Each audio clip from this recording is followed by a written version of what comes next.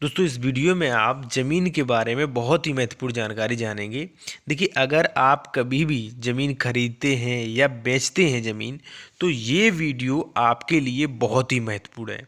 देखिए इस वीडियो में मेरे सब्सक्राइबर ने एक बहुत ही महत्वपूर्ण प्रश्न पूछा है, उसके साथ एक बहुत ही बड़ा फ्रॉड हुआ है।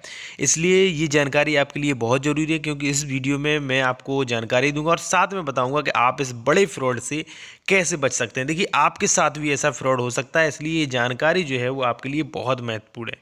चलिए बात करते हैं कि क्या प्रश्न पूछा गया, क्या इनके साथ फ्रॉड हुआ है। देखिए ये जो इन्होंने कमेंट किया है प्रदीप यादव ने, इनके साथ जो है बहुत बड़ा फ्रॉड हुआ है। देखिए इन्होंने एक ज़मीन खरीदी थी, जैसा कि उन्होंने बताया है कि भाई इन्होंने एक ज़मीन परचेज की थी और लगभग 20 दिन बाद उसी व्यक्ति ने झूठी आपत्ति लगा दी कि भाई इन्होंने पैसे नहीं दिए, और झूठी आपत्ति लगा दी जिससे इनका ज़मीन का दाखिल खारिज जो है वो रुक गया।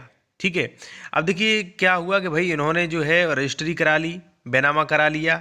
ठीक है, और 20 दिन बाद, क्योंकि आप जैसा कि जानते होंगे, आप लोगों को पता होगा, अगर आप मेरे वीडियो देखते होंगे तो आपको पता होगा कि जब आप कोई ज़मीन खरीदते हैं, उसकी रजिस्ट्री करा लेते हैं, तो लगभग रजिस्ट्री के 35 दिन बाद उस ज़मीन का दाखिल खारिज होता है। दाखिल खारिज जैसा कि आपको पता होगा, दाखिल खारिज यानी कि जो व्यक्ति ज़मीन बेचता है उसका नाम सरकारी दस्तावेजों से हटा के जिस व्यक्ति ने ज़मीन खरीदी है उसका नाम वहाँ पर दर्ज किया जाता है।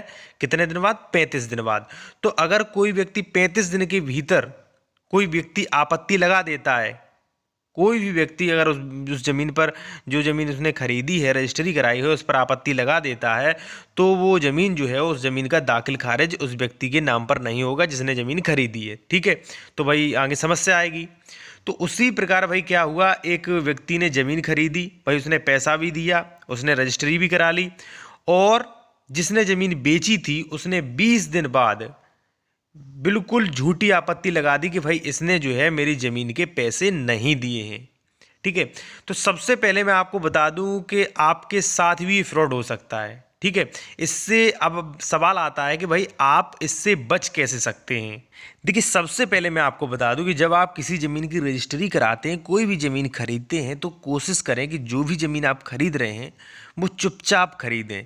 यानी कि जो भी आपके गांव वाले हैं, पड़ोसी, जो यानी कि अन्य किसी व्यक्ति को उस ज़मीन का वो ज़मीन बेच दी गई है ऐसा पता ना लगे। जैसे मान लीजिए आपने अपने कोई गांव में ज़मीन खरीदी, ठीक है, और अगर मान लीजिए पूरे गांव को पता है कि भाई आपने वो ज़मीन खरीदी है, तो कई ऐसे लोग होते हैं जो वहाँ पर आपत्तियाँ लगा सकते हैं। जैसे मान लीजिए उस ज़मीन के पास जो भी पड़ोसी है वो आपत्ति लगा सकता है, या मान लीजिए उसके परिवार संबंधी कोई व्यक्ति है वो भी आपत्ति लगा सकता है।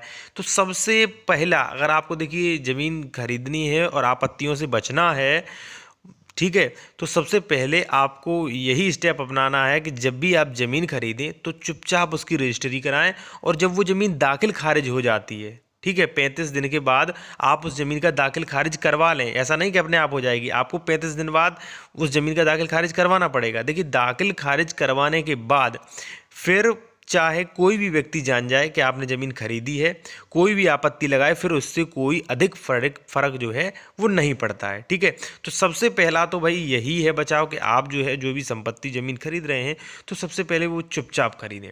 दूसरा जो सबसे महत्वपूर्ण, अब बात करें भाई ये फ्रॉड, इस फ्रॉड से आप पैसे वाले फ्रॉड से कैसे बच सकते हैं। सबसे महत्वपूर्ण बात है कि देखिए आप जो भी ज़मीन खरीद रहे हैं, चाहे वो कृषि संबंधित ज़मीन हो, चाहे वो प्लॉट संबंधित ज़मीन हो, जो भी आप ज़मीन खरीद रहे हैं, जो पैसों का आप लेन देन करते हैं, वो पैसों का लेन देन जो है वो आप विधिवत रूप से, कानूनी रूप से करें। अब भाई वो कानूनी रूप से कैसे? देखिए अगर आपको किसी पर विश्वास है, बहुत ज़्यादा विश्वास है, और आप एग्रीमेंट नहीं बनवाना चाहते, शपथ पत्र नहीं बनवाना चाहते, तो कम से कम आप इतना करें कि जो भी आपके घर पर कोई सादा पेपर है, या मान लीजिए कोई डायरी है, तो जब आप उसे पैसे देते हैं तो आप वहाँ पर उनके साइन करा लें कि भाई आपके पास जो है 2 लाख रुपए पहुंच गए हैं, या मान लीजिए 10 लाख रुपए आपके पास पहुंच चुके हैं। तो जो भी आप पैसे देते हैं उसकी एंट्री जो है वो अपनी कोई डायरी या किसी भी पेज पर जो है वो अवश्य करा लें। चाहे कोई भी व्यक्ति हो, कितना भी आपको उस पर भरोसा हो,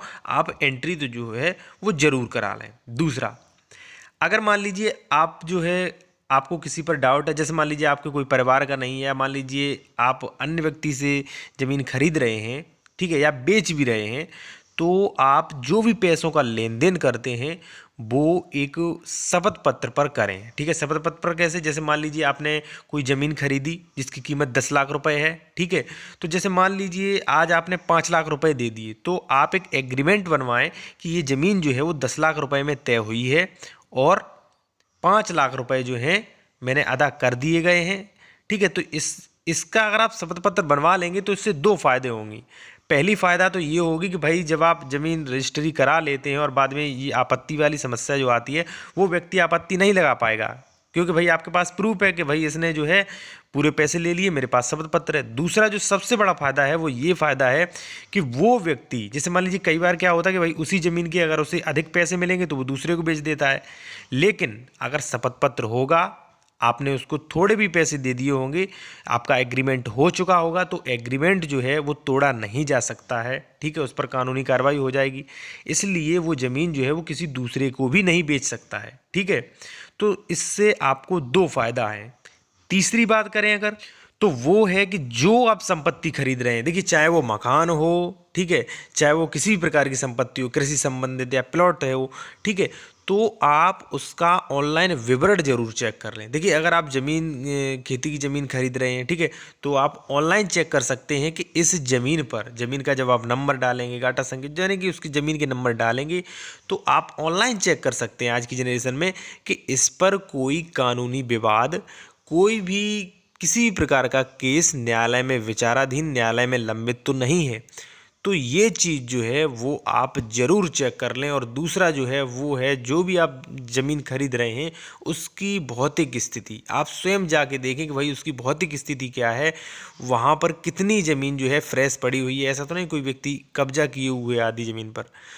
दोस्तों देखिए अगर आप ज़मीन खरीदना चाहते हैं, ठीक है, और मैं आपसे यही अपील करूंगा कि अगर आप ज़मीन खरीदना चाहते हैं तो ज़मीन के बारे में आप अधिक जानकारी रखें, आप पूरी जानकारी ले लें, तभी आप ज़मीन खरीदें या ज़मीन बेचें, ठीक है। क्योंकि भाई ज़मीन जो खरीदते हैं आप, आपकी पूरी ज़िंदगी की कमाई होती है और वहाँ पर आपके साथ फ्रॉड होता है तो बहुत बड़ा आपका नुकसान होता है, ठीक है।